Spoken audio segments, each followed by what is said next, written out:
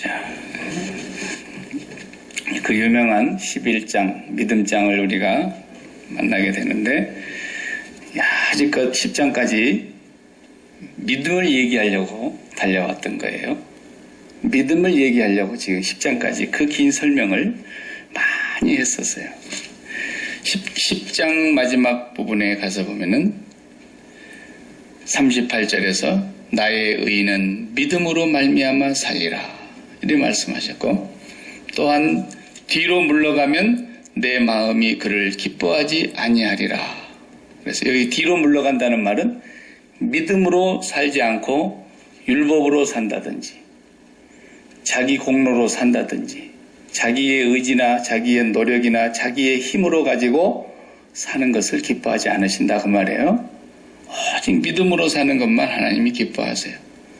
그래서 39절에 우리는 뒤로 물러가 멸망할 자가 아니요 다시 율법으로 돌아가서 멸망을 당할 자들이 아니라 우리는 오직 영혼을 구원함에 이르게 하는 믿음을 가진 자다 그랬어요. 믿음. 구원받은 사람들은 믿음으로 구원받았고 사는 것도 믿음으로만 사는 겁니다. 다른 것이 섞이면 이제 금이 아니에요. 불순물이 섞이면 그것은 참 금이 아닌 것처럼 처음부터 끝까지 믿음으로 이렇게 가는 겁니다. 오직 의인은 믿음으로 말미암아 살리라. 주보가 잘못됐어요. 지난주 설교를 제목을 잡을 때 제가 이상한 계산법을 주일 낮에 하려고 주일 낮에 이상한 계산법을 해야 되겠다 하다가 성도의 세옹지마라고 이름을 지었거든요. 이상한 계산법이 머릿속에 꽉 차 있어가지고 아마 히브리서를 써놓고는 이 제목을 이쪽에 옮겨서 또 적어놨어. 오늘 본문의 내용은 믿음과 믿음이 아닌 것이에요. 본문의 제목은 믿음과 믿음이 아닌 것. 이것을 오늘 첫 시간이니까 믿음을 지금 앞으로 굉장히 많이 얘기해야 되는데 믿음하고 믿음이 아닌 것을 구분도 못하고서는 10장, 11장을 이해를 절대 못하게 돼요. 성경 전체를 이해를 못해요. 이걸 모르면. 그런데 믿음이 아닌데 믿음을 굉장히 강조하는 교회가 꽤 많이 있습니다. 저보고 잡아내라 그러면 제가 잡아낼 수 있는데 내가 안 싸우려고 그냥 안 잡아내는 거예요. 믿음이 아닌데 믿음이라고 힘주어 설교를 하는 목사도 엄청나게 많고요. 정말 기가 막힌 일들이 오늘날 벌어지고 있다는 걸 아셔야 돼요. 믿음의 반대말이 뭐냐? 뭘 것 같아요? 불신일 것 같죠? 믿음이니까 반대말이 불신이죠. 그죠? 그런데 히브리서에서 말하려고 하는 믿음의 반대말은 신념이에요. 신념. 아시겠어요? 오늘날 교회가 신념을 얘기하고 있는 교회가 너무 많다는 것을 여러분이 꼭 아셨으면 해요. 혹이라도 우리 교회를 다니시다가 멀리 어디로 이사를 가게 돼서 딴 동네, 딴 도시에 가서 살게 되거들랑 신념을 얘기하는 교회는 빨리 도망가야 돼요. 믿음을 얘기하는 교회로 가야 돼요.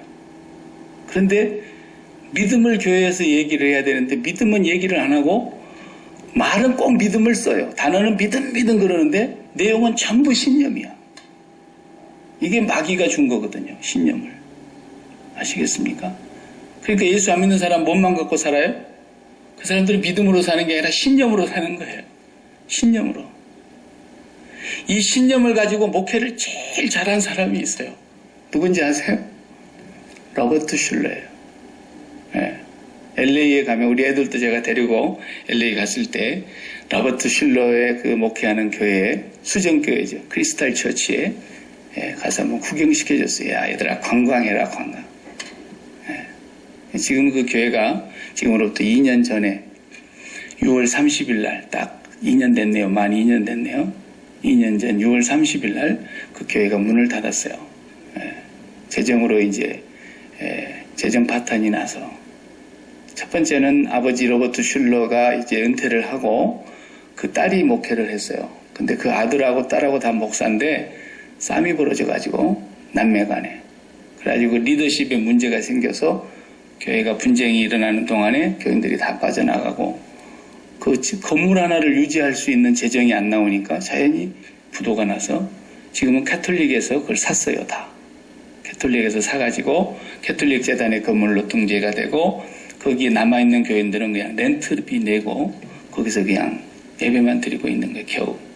자기들 건물인데 다 뺏기고. 그러니까 그게 뭘 말해주는 거냐면 그 교회가 망할 수 없는 환경을 갖고 있는 교회예요. 그렇죠? 예. 그 아워 오브 파워라 그래가지고 전 세계의 채널로 온 세계가 동시에 보는 방송 아닙니까? 주일날이면.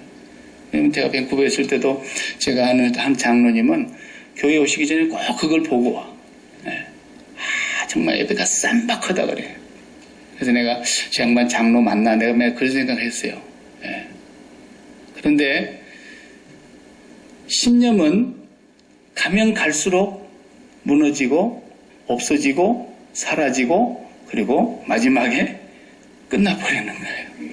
그러니까 그 교회가 신념으로 시작해서 신념으로 끝나버린 거예요. 신념이었기 때문에 끝나는 거예요. 신앙이었으면 절대로 그게 끝날 수가 없어요. 그 교회가. 어떤 교회도 마찬가지. 한 교회를 제가 예를 들었지만 신념으로 가면 반드시 그 교회는 문을 닫게 돼 있어요. 그리고 신앙으로 가게 되면 절대로 무너지지 않게 되어 있고요. 이 두 개가 정반대되니까요. 물론 언어적으로 볼 때는 1학년 국어 수준으로 보면은 믿음의 반대는 불신이에요. 그런데 신앙적인 입장에서 성경에서 말하려고 하는 믿음을 얘기하고 있는 이 믿음과 가장 반대되는, 가장 대적이 되는, 가장 마귀적이 되는 것이 뭐냐면 믿음의 반대가 신념이라고요. 신념은 뭐냐? 클라우드 브리스톨이라는 영국의 아주 유명한 기자가 있었어요.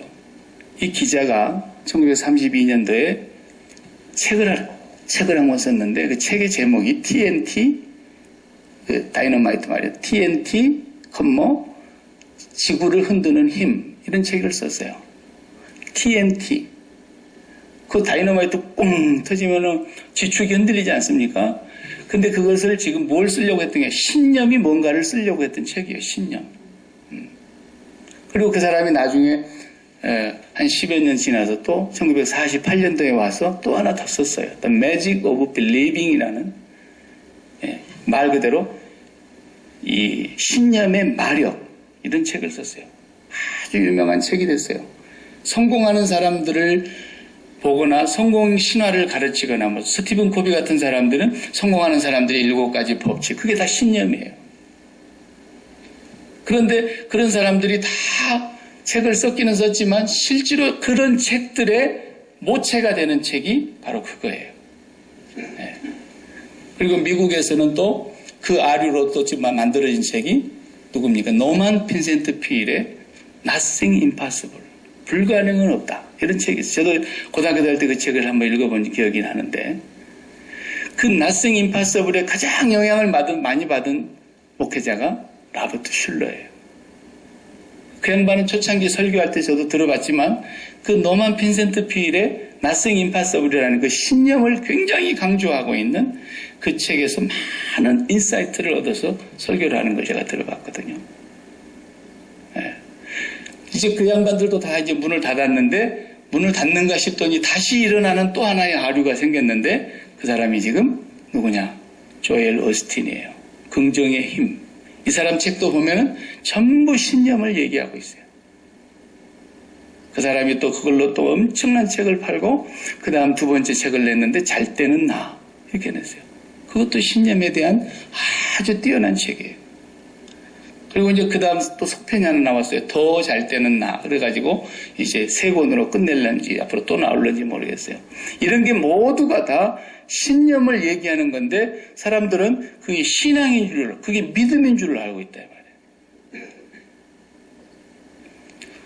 신념은 뭐냐면 이 책들의 공통점은 읽어보지 마세요. 여러분 그런 책은 읽어보지도 마시고 제가 읽어봤으니까 읽어보지도 마시고 내용이 뭐냐면 이거예요. 네가 네 자신을 향해서 앞으로 네가 되고 싶은 미래의 자신의 모습을 미리 앞당겨서 바라는 것들의 실상이요라는 말을 거기다 갖다 끄집어서 해석을 하는 거예요. 앞으로 내가 되고 싶은 모양이 있는데 그 바라는 마음, 그것을 날마다 네 마음속에 그리고 거울을 쳐다볼 때마다 네 자신에게 주문을 하듯이 선언하고, 박일균 너는 반드시 이 지구상에서 제일 큰 교회의 목사가 될 거야.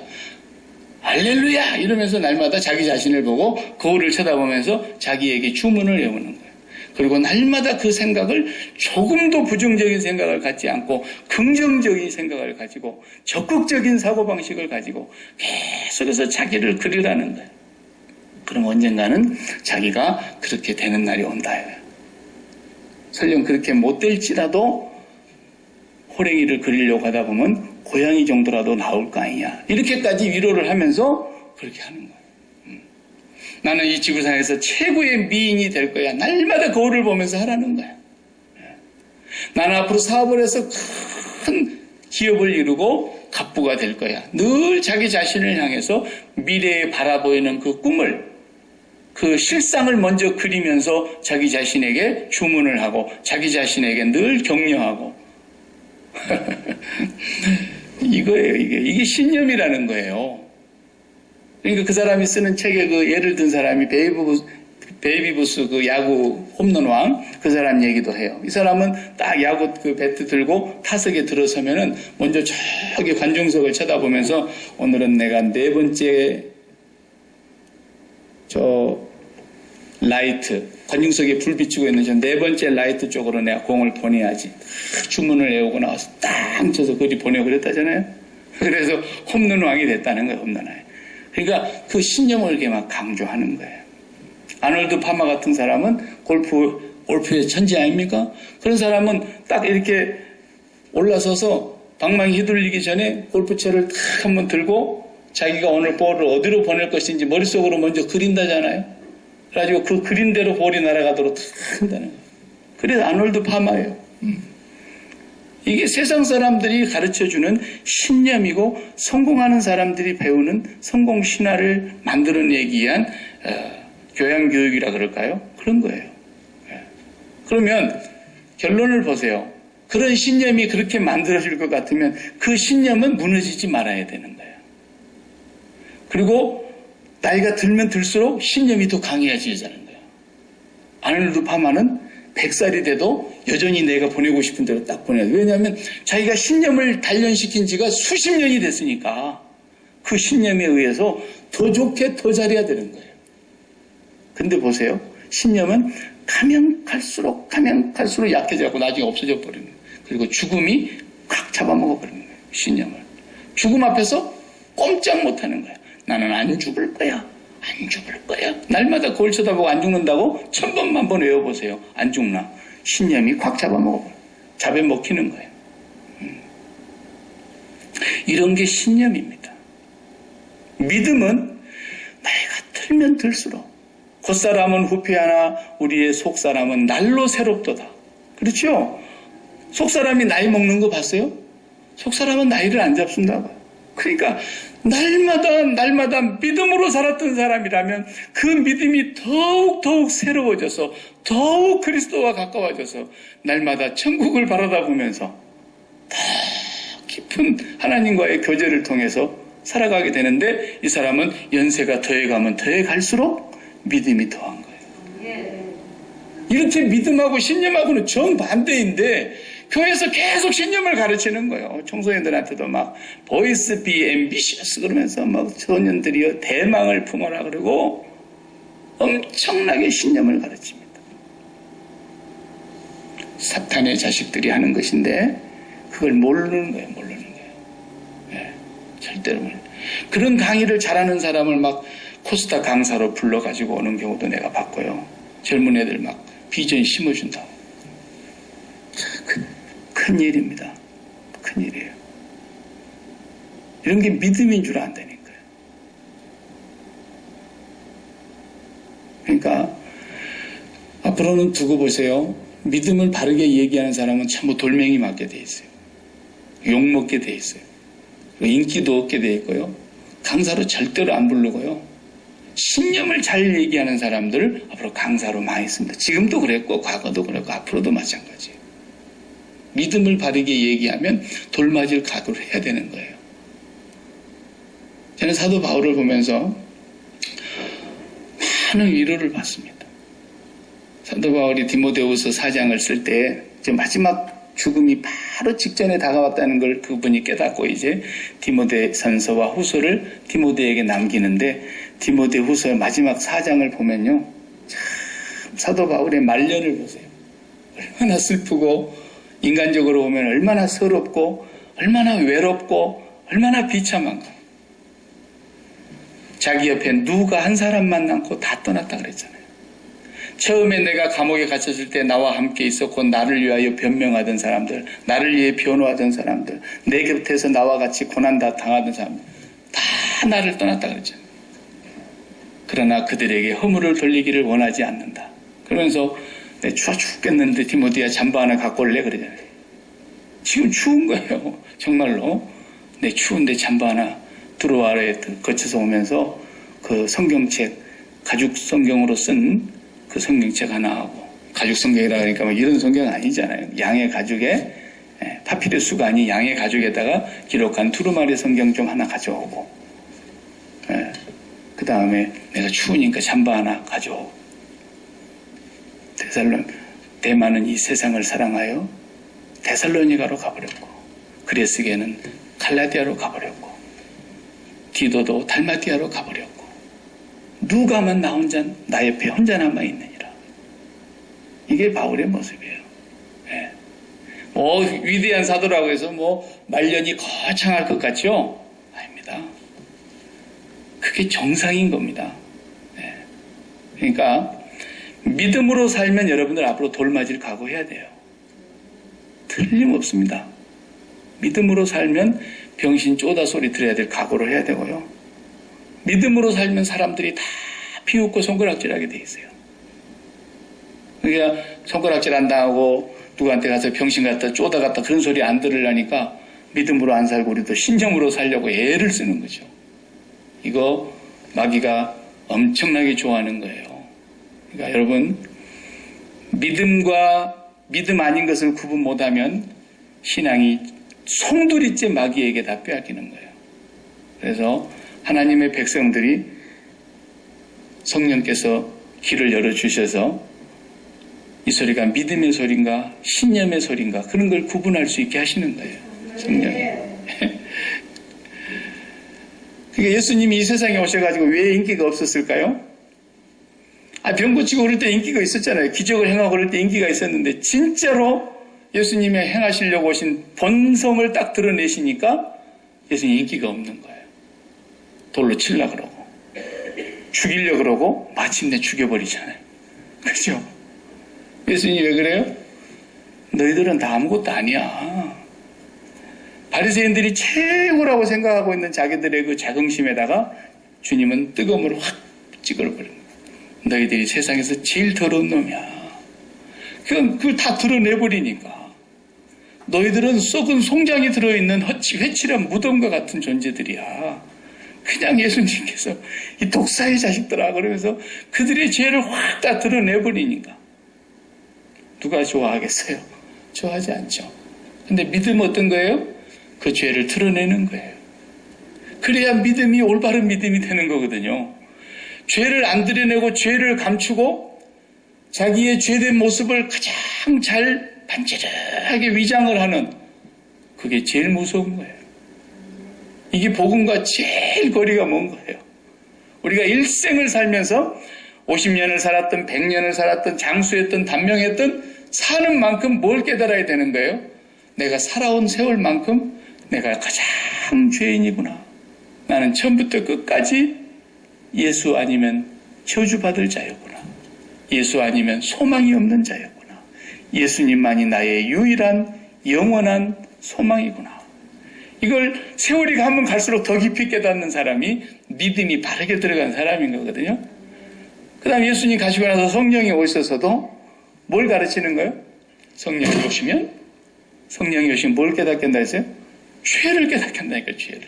성령이 오시면 죄에 대하여, 의에 대하여, 심판에 대하여 참 책망하리라.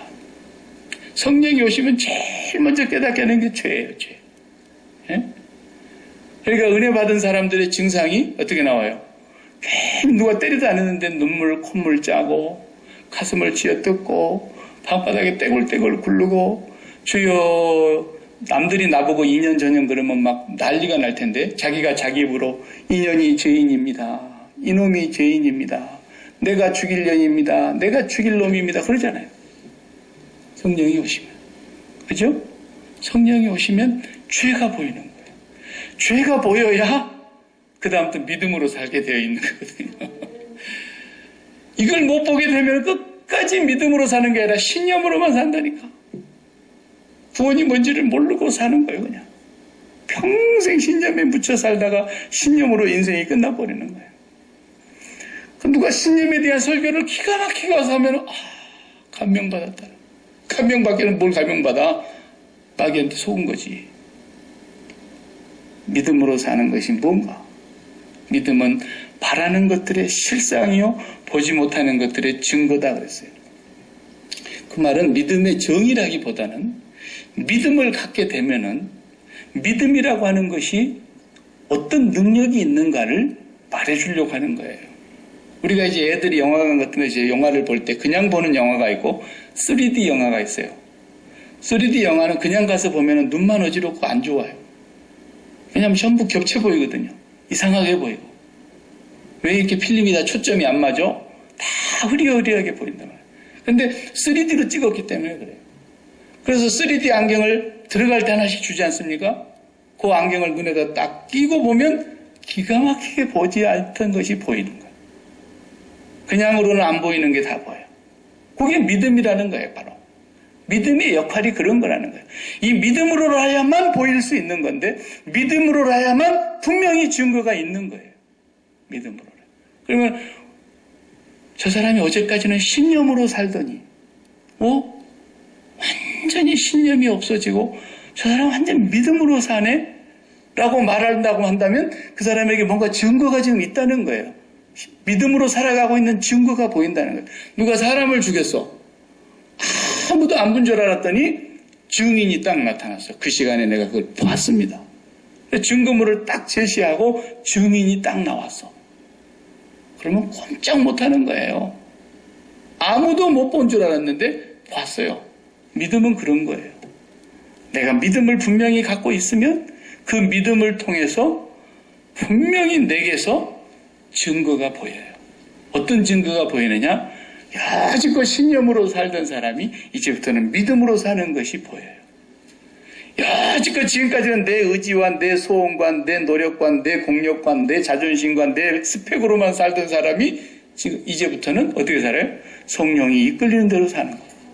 성령이 이끌리는 대로 사니까 자기 의지대로 못 살아요. 살려고 해도. 이게 믿음으로 사는 사람이 믿음을 갖고 있는 증거가 있어요. 보이지 않는 것에 분명히 증거가 있어요. 하나님 나라 안 보이죠? 하나님 나라가 보이지 않습니다. 그러니까 우리 기독교의 믿음이라는 것은 하나님께서 약속하신 말씀에 근거한 믿음인 거지, 내 마음속에 내가 앞으로 미래에 20년 후에는 이런 사람이 되어 있을 거야 라고 내 마음에 먼저 바라는 소원이 있고 그 소원이 이루어지기를 실상을 먼저 그리면서, 이게 신념이라니까요. 아니 세상에 성경 말씀을 그렇게 이용을 해먹어. 그래가지고 내가 앞으로 30년 뒤에 어떻게 되어 있을 것이고 50년 뒤에 어떻게 될 것이고 자기 미래의 설계를 마음속에 먼저 기르면서 내가 믿음으로 그러면 어느 날 그렇게 된다 이렇게 가르친다니까. 이게 예수 안 믿는 사람들이 다 그렇게 가르쳐요. 여러분은 그런 데 가서 강의를 안 들어보셨죠? 교회만 나오셔갖고 맨 믿음 강의만 들어놓기 때문에 믿음을 말고 신념을 얘기하는 사람들이 얘기를 안 들어봐서 잘 모르시는가 본데, 저는 스티븐 코비가 강의하는 성공하는 사람들의 7가지 법칙도 내가 다 들어본 사람이에요. 책도 읽어본 사람이에요. 처음부터 끝까지 믿음은 이만큼도 없어요.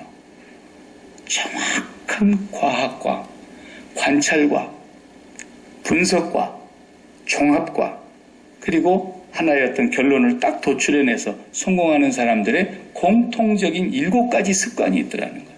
그 7가지 습관을 당신의 몸에 배게 하고 당신도 그 습관을 날마다 길들이면서 앞으로 당신이 20년 후에는 이런 사람이 되었을 거라는 것을 마음으로 그리면서 그 그리다 보면은 바라는 것들의 실상이 옵니다. 이렇게 성경을 인용하더라니까. 이런 망할 사람들이 세상에 어디 있어요? 성경은 그렇게 이용하라고 믿음을 가르치고 있는 게 아닙니다. 그러니까 그것은 뒤로 물러가는 거예요. 전부 뒤로 물러가는 거예요. 그리고 침륜의 멸망에 빠질 자들이 그렇게 하는 거예요. 믿음은 오직 보이지 아니하시는 하나님이, 그러니까 쉽게 결론 내리면 이런 거예요. 신념은 없는 건데 계속 있는 것처럼 믿고 바라고 그리고 성공하는 사람들의 습관을 쫓아서 가라는 거예요. 이게 신념이고, 믿음은 없는 게 아니라 있는 거예요. 보이지만 않는 거예요. 확실히 있는 거예요. 실제 하는 거예요. 하나님 살아계시는 거예요. 하나님 살아계시고 천국이 있는 거예요. 보이지 않지만 그 하나님의 약속대로 그대로 행하실 것을 우리는 믿는 거예요. 1.1획도 틀림없이 그대로 완성하실 하나님을 우리는 믿는 거예요. 있는 것을 우리는 바라고 믿고 따라가는 거고, 신념은 없는 것인데 그것을 있는 것처럼 자기의 것으로 만들기 위해서 성공하는 사람들의 습관과 신념을 쫓아가는 거예요. 얼마나 비슷해가지고 굉장히 아삼아삼하고 그러죠. 출애굽기를 우리가 한 2번 배웠어요. 제가 이게 온 뒤로 출애굽기만 쪽에. 출애굽기를 사도 바울이 굉장히 좋아했던 것 같아요. 왜냐하면 유대인이니까. 자기 유대인으로서 출애굽기를 끼고 있는 사람이니까. 율법을 통달하고 있는 사람이니까. 이 양반이 고린도서 13장에 가서 그렇게 얘기하죠. 고린도전서 13장에서 형제들아, 내가 너희에게 알지 못하기를 원치 아니하노니 우리 조상들이 모세에게 속하여 바다 가운데서 구름 아래서 세례를 받고, 쭉 그 설명한 건 나오죠. 그러면서 반석에서 나는 생수를 마셨는데 이 반석은 그리스도다, 이러면서 쭉 그 민수기 얘기까지 해나가고 있는 거예요. 출애굽기를 갑자기 끌고 와가지고 편지의 내용에다 나오는 거예요. 출애굽기는 뭐냐면 그냥 보면 이스라엘의 역사예요. 그죠? 유대인들이 보면 자기들만의 역사한 거예요. 역사. 하나님이 우리를 선택하셨고 우리를 구원하셨고 우리만을 위한 하나님으로 보이는 역사라고요.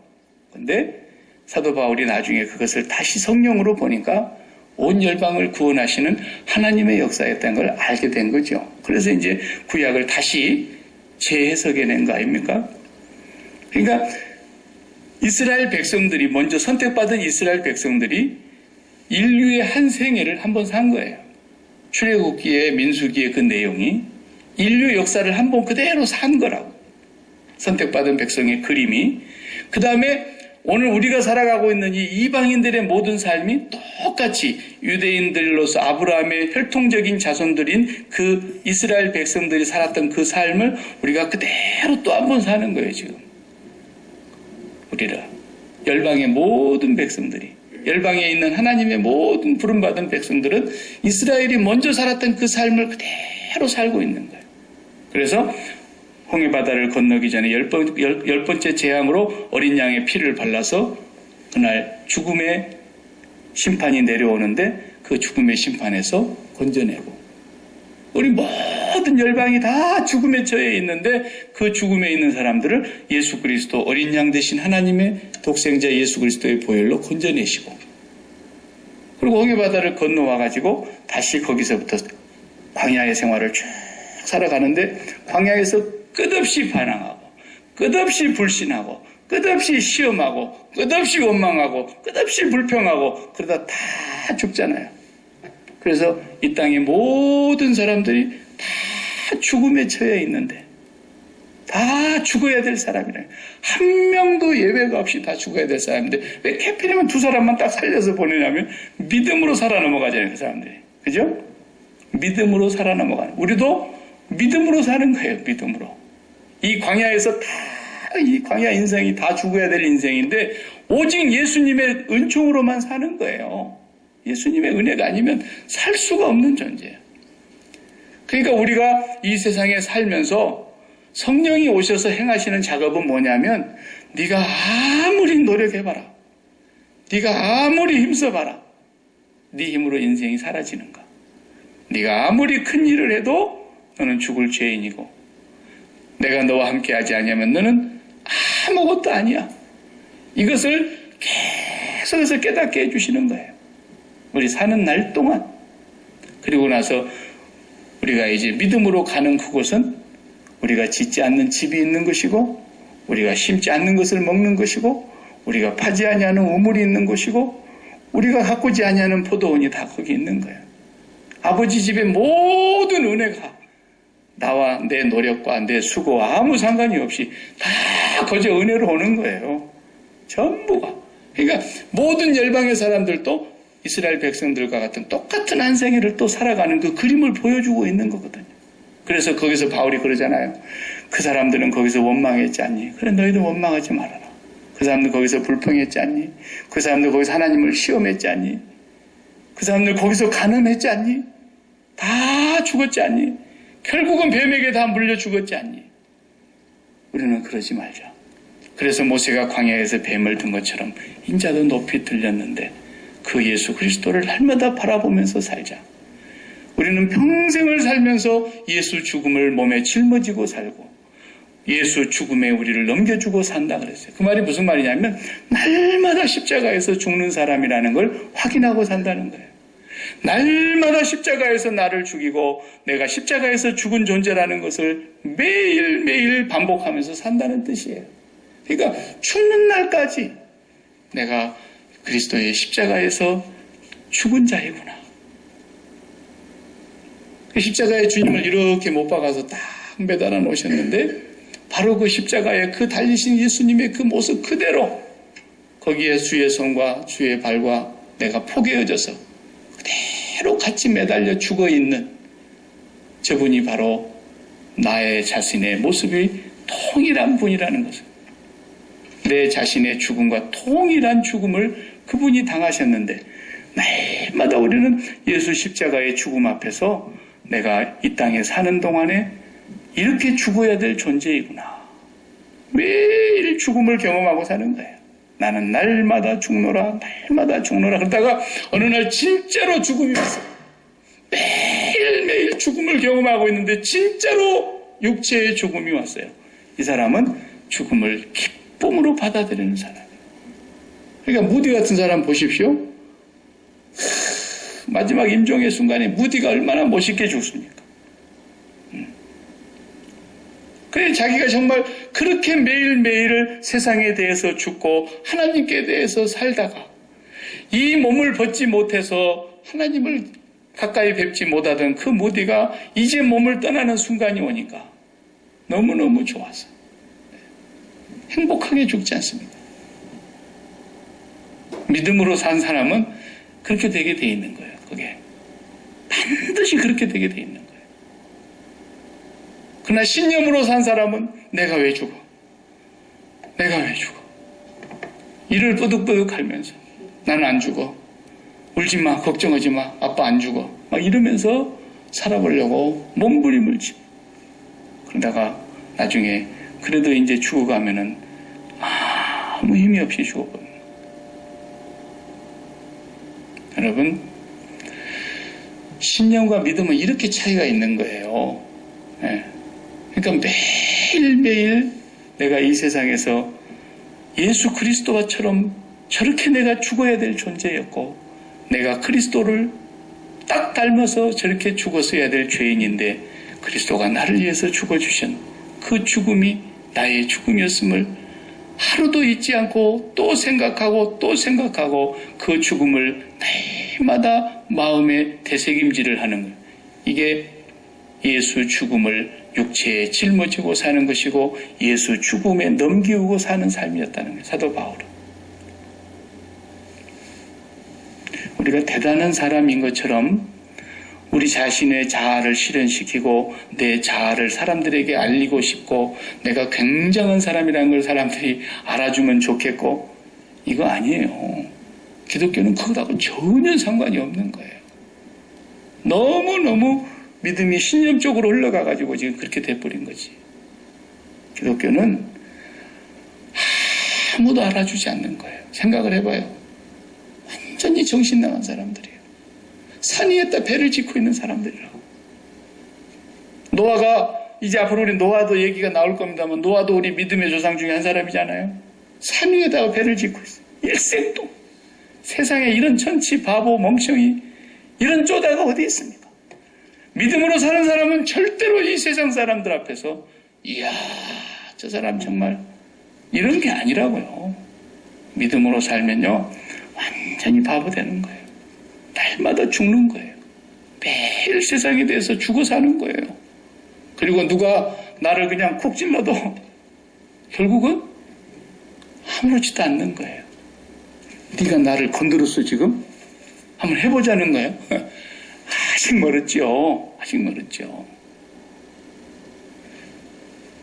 나는 만물의 찌꺼기처럼 취급을 받았다 그랬어요. 사도 바울은. 얼마나 많이 두드려 맞았고, 그 사람이 못나서 맞은 것도 아니고 맞을 일을 해서 맞은 것도 아니고, 얼마든지 로마 시민권이라는 그 시민권 하나만 딱 드러내면은 때리려고 하다가도 그 앞에 무릎을 꿇고 사람 잘못 봤습니다, 용서해 주시기 바랍니다, 이럴 사람이라고요. 그런데도 그 사람은 날마다 자기를 죽음에 내줬어요. 날마다. 나는 날마다 죽노라. 그러니까 진짜 죽음이 올 때까지 얼마나 행복하게 살았고, 나는 이 몸을 떠나서 그리스도와 함께 있는 것이 나에게는 정말 좋은 데라고 진짜 고백을 했단 말이에요. 진짜로. 이게 믿음으로 산 사람들의 증거입니다. 증거. 보이지 아니한데 증거가 있다니까요. 믿음은 증거가 있어요. 믿음은 우리가 바라는 것들의 실상이며 우리가 보지 못하지만 우리 안에 분명히 증거가 있습니다. 신령으로 사는 것이 절대로 아니라는 것을 여러분은 기억하셔야 됩니다. 앞으로 이제 여러분들은 세상 사람들이 우리를 무시하게 될 겁니다. 교회를 무시하기도 하고요. 우리를 가지고 들었다 놨다 하기도 하고요. 그런데 우리는 그런데 신경 쓰면 안 돼요. 우리는 증거가 있는 사람들이라는 걸 보여주는 것이 중요하지. 누가 우리를 무시한다고, 누가 우리를 들었다 놨다 한다고, 누가 나를 깔본다고, 누가 나를 개취급한다고, 우리는 그런 것에 신경 쓰고 사는 사람이 아니에요. 아니에요. 사도 바울은 정말 개취급이 아니라 만물의 찌꺼기 취급을 받았다니까요. 자기 실질 고백하지 않습니까? 찌꺼기 취급을 받았다. 날마다 예수 죽음에 넘기고, 날마다 예수 죽음을 짊어지고, 이것이 예수 믿는 사람인 거예요. 이 세상에서 어떤 것에서도 우리는 행복을 찾고 의미를 찾고 만족을 찾고 기쁨을 찾고 그런 사람이 아니거든요. 우리는 이미 하나님을 믿음으로 말미암아 그 애굽에서 나올 때에 그 어린 양의 피로 구원을 받아서 나올 때에 그 기쁨 보세요. 모세와 미리암이 춤을 추는데요. 그 홍해바다를 건너와서 막 춤을 추는데요. 우리는 이미 하나님으로 기쁜 사람들이에요. 구원받았다면. 하나님으로 너무너무 행복한 사람들이라고. 그런데 그 행복한 그 하나님을 마음속에 연합하고 그 하나님을 모시고 가서 뭐 또 하는 거예요? 사업도 하는 거예요. 사업하지 말란 얘기가 아니에요. 사업도 하는 거예요.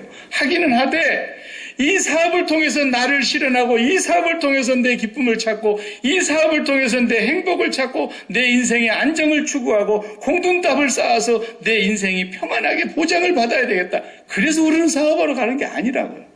이미 우리는 하나님으로 우리 인생의 영원을 보장을 받았고 보이지 아니하지만 오늘 또 우리가 믿음을 통해서 그 나라를 바라다 보면서 하나님 보이지 아니하지만 그 하나님을 날마다 우리가 만나서 그 하나님으로 행복을 맛보면서 이 세상에서는 하나님이 내 안에서 그분의 영이 이끌어 가시는 대로 내가 가서 사업을 하는 거예요. 그러니까 사업이 뭐 하는 거예요? 그냥 부업이에요. 부업을 하나 더 하는 거예요. 그냥 재밌어서. 예? 그래서 재밌어서 그렇게 부업이 안 되면 기도를 해보시라고요. 하나님, 내가 이거 하나님 섬기는 주업을 하나 하고 그래도 시간이 남아서 하나님께서 나를 보고 이 일을 하라 그래서 내가 하는데 내가 이 부업을 좀 더 기분 좋게 하기를 원합니다. 하나님하고 너무 기뻐가지고 살게 되면은 부업이 기쁘다니까요. 진짜 내가 거짓말한 것처럼 그냥 눈만 껌뻑껌뻑하고 안 해보셨어요? 아이고, 말 말아요. 연애만 해봐도 그걸 알아요. 연애만 해봐도. 연애를 하면요, 그 좋아하는 사람끼리 죽고만 살고 둘이 그러면요, 연애가 주업이지 않습니까? 사람은 항상 주업이 연애예요. 회사에 와 있어도 미스 김을 생각하고, 학교에 가 있어도 미스터 김을 좋아하고, 계속해서 둘이서 막 연애를 죽고만 살고 사랑의 절정에 그냥 있는 거예요. 그러면은 어때요? 둘이 만나고 기분 좋아가지고 아침에 회사에 출근해봐요. Good morning everyone 그러면서 커피 따는 게 기분이 달라. 보통 때 커피 따는 거다고. 지는 손이 없어 발이 없어 문둥이 같은 게 나보고 커피 타오라 그러고 커피를 평소 같으면 탈 사람도 지가 밖에서 그냥 미스 김을 만나고 미스터 김을 만나고 너무 좋아가지고 마음이 사랑으로 가득 차 있기 때문에 내가 그 영향 아래서 회사의 모든 분위기를 다 지배하는 거예요. 그러니까 사랑이 주업이고 회사 나가는 건 부업이라니까요. 그래서 회사 생활이 기쁜 거예요. 그래도 막 위에서 막 과장이 찐빠놓고 그 위에 막 부장이 찐빠놓고 그러면서 난리를 치는데도 오늘 끝나고 또 그 일을 만나러 가는 것에서 모든 것이 다 씻어지는 거예요. 나는 김 부장 때문에 사는 게 아니다. 연애를 해도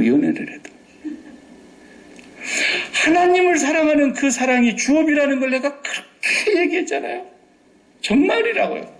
하나님께서 그랬잖아요. 네 마음을 거기다가 다 투자해보라는 거예요. 돈을 투자하라 그랬어요? 마음을 투자하라 그랬지. 네 마음을 거기다 다 투자를 해서 네가 하나님을 사랑하는데 마음을 다 좀 써버려라는 거예요. 아이고, 하나님 사랑하는데 한 60%는 내가 쓸게요. 왜냐하면 사업하는데 40%를 남겨놔야 되니까. 아니면 내 자녀를 사랑하는데 20%를 남겨놔야 돼. 이렇게 하지 말라는 거예요. 하나님을 사랑하는 일에 내 마음을 다 써버리라는 거예요. 마음이 100불이면 100불을 다 써버리라는 거예요. 그리고 하나님을 사랑하는 마음을 다 거기다 주고 놨더니 그 다음에 나머지 일들은 하나님의 영이 내게로 들어와가지고 그 영의 이끌림을 받아서 보이지 아니하신 하나님의 증거가 나타나기 시작하는데 그때부터 내가 믿음으로 살게 되더라는 거죠. 이 얘기를 하려고 그러는 거예요, 지금 성경은. 그 얘기를.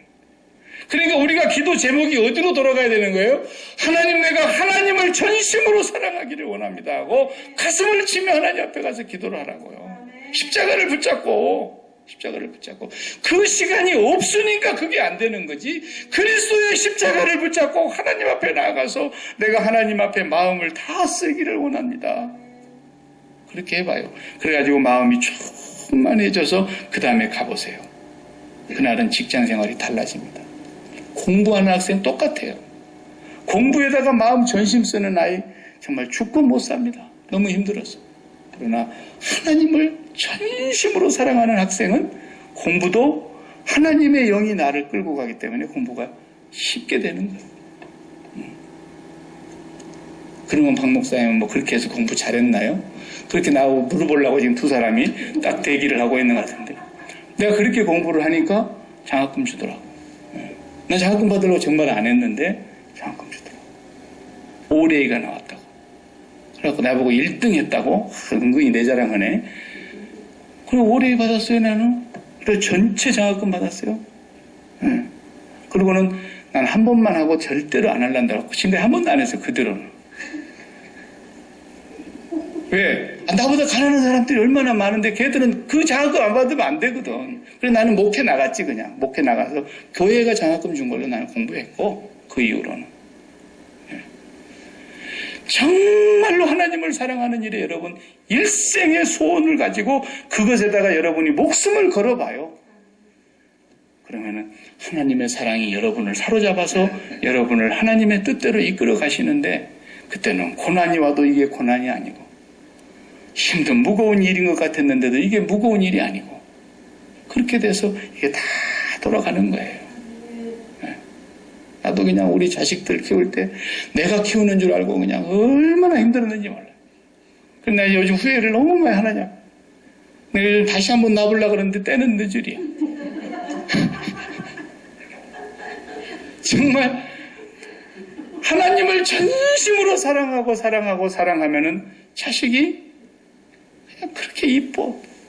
왜? 그 하나님이 너무 사랑하는 자식이니까. 하나님이 나보다 더 사랑하신다잖아. 하나님이 나보다 더 소중히 여기신다잖아. 그리고 하나님 당신의 계획이 있다잖아, 걔들한테. 근데 왜 내가 거기서 겐세이를 놓냐, 일본말로.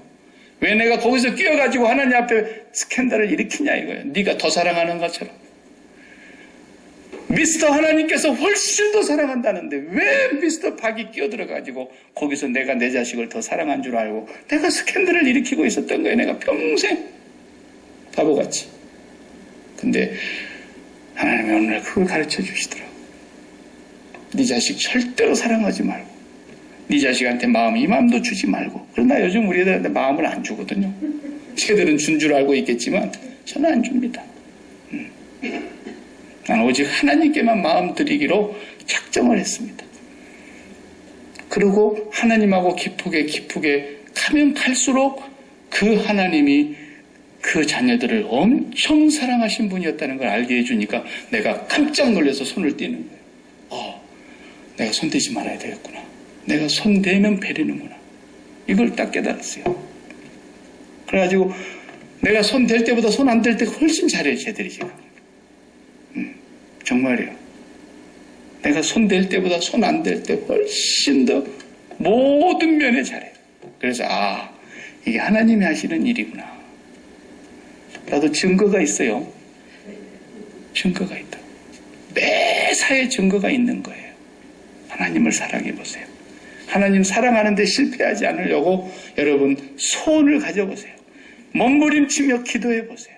하나님, 당신은 나를 이렇게 사랑했는데 천하의 모든 눈에 보이는 것들이 이 세상에 있는 우주에 있는 모든 것까지 다 통틀어서 지은 것이 하나도 그분이 없이는 된 것이 없는데 그 크신 분이 이 땅에 오셔서 나 같은 죄인을 위해서 그렇게 죽으셨다면, 그래서 그 죽음으로 나를 출애굽을 시켰고 출세상을 시키셨다면 우리가 그분 사랑해야 되지 않겠습니까? 그분 사랑해야죠. 그리고 그분을 사랑하는 것에 우리가 더 가까이 가기만 하면 하나님은 이제 우리 안에 들어오셔서 성령으로 오셔서 우리를 하나님이 원하시는 방향으로 이렇게 이끌어 가시니까, 고난의 길로 이끌어 가셔도 하나님이 그것이 나에게 유익한 줄 알고 하나님의 뜻이 있어서 이끌어 가시니까 또 감사하고, 또 영광의 길로 이끌어 가시면 하나님으로 나는 이미 영광스럽고 영광스러운데 또 영광의 길을 주시면 하나님께서 또 거기에 선물로 덤으로 주시는 줄 알고 또 감사하고, 어디에도 마음이 빼앗기지 않을 수 있는 거예요. 그때부터 하나님 한 분에게만 내 전부를 다 드리는 거죠. 이것이 믿음으로 사는 것입니다. 믿음으로 사는 것. 신념으로 살면 병들어 죽습니다. 네. 절대로 신념으로 살지 마세요. 이제부터는 여러분이 날마다 예수 그리스도의 십자가에서 주님, 나는 죽은 자입니다. 나는 죄인입니다. 나는 아무것도 아닙니다. 주님이 나를 끝까지 사랑하시니까 못 깨닫거들랑요, 잠시 교회를 다니지 마시고 밖으로 좀 나가보세요. 교회를 다니지 마시고. 그리고 하고 싶은 대로 다 좀 해봐요. 가서 노름도 좀 신나게 해보고, 술도 만장같이 먹고 싶은 대로 먹어보고, 못된 짓 하고 싶으면 다 해보세요. 다 해보세요. 그래도 하나님의 백성은 하나님이 절대로 가만히 안 놔둡니다. 그러면서 뭘 깨닫게 하신지 아십니까? 네 존재를 알라는 겁니다. 네가 본래 그런 자였어. 처음부터 그런 자였는데 나는 너를 이미 창세전에 구원해놨어. 창세전에 내가 아브라함과 약속을 했어. 그리고 아브라함 앞에서 내가 새를 쪼개면서 약속을 했지. 반드시 나를 쪼개서 너를 구원할 거야 라고 아브라함하고 언약을 했던 거예요. 창세기 15장에 보면. 그래서 예수 그리스도를 보내실 것을 이미 아브라함에게 보여주신 거예요. 우리가 처음부터 끝까지 구제불능이라는 걸 알아야 돼요. 여러분 자신을 절대로 속이면 안 돼요. 절대로 여러분을 감추려고 그러면 안 돼요. 성령을 받으면 계속 드러내게 되어 있는 거예요. 드러내게 되어 있는 거예요. 드러내면 드러낼수록 믿음으로 살게 되는 거예요. 감추면 감출수록 신념으로 살게 되는 거예요. 드러내야 돼요.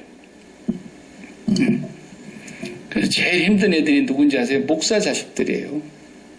이건 뭐 하나님이 계신지 안 계신지 지 애비가 그런다 그러니까 그렇게 살았는데 이게 마음에 뭔가 오지 않을 때는 고민이 생기는 거예요. 그렇다고 해서 밖에 가서 마음대로 살아볼 수가 있나? 예수 믿는 애들이 눈이 뻘겋게 예수 안 믿는 애들이 쳐다보고 있는데 또 저번에 목사의 자식이라고 그러는데 이거 굉장히 고민되는 거예요. 그러면서 갈등 속에서 살아가는 거예요. 그러면서 누가 볼까 봐서 계속 자기를 감추게 되는 거예요. 그러면서 살게 되죠. 이게 죽는 길이에요, 이게. 드러내면 삽니다. 근데 그게 드러내는 용기가 성령이 오실 때만 드러내지거든요. 그냥 안 드러내지는 거예요, 그게. 성령이 오셔서 인간의 실체를 보게 해주시는 거예요. 너 본래 그런 인간이었어. 네가 이쁘게, 네가 착하게, 네가 아름답게 그렇게 됐을 때 내가 너를 사랑했던 게 아니야.